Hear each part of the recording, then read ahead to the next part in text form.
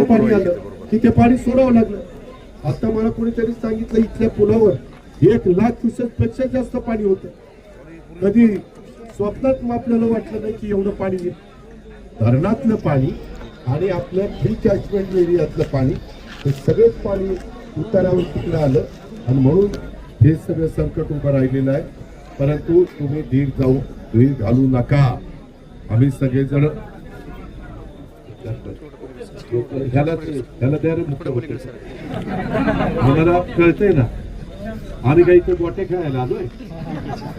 त्याला एवढं सकाळी 6ला सुरू केलं बाळा मी करमळ्याला.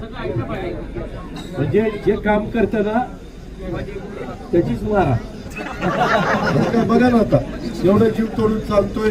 आतून पण एका ठिकाणी जायचंय. आम्हालाही कळतंय ना आम्ही लाडक्या बहिणींना आज किती मदत करतोय. आज 45,000 कोटी रुपये वर्षाला तिथं मदत करतोय. शेतकऱ्यांची वीज माफी केली 20,000 कोटी रुपये भरतोय. इथं साधू वाल्लार माझा कार्यकर्ता यांनी मला रात्री फोन केला की दादा असं असं इथं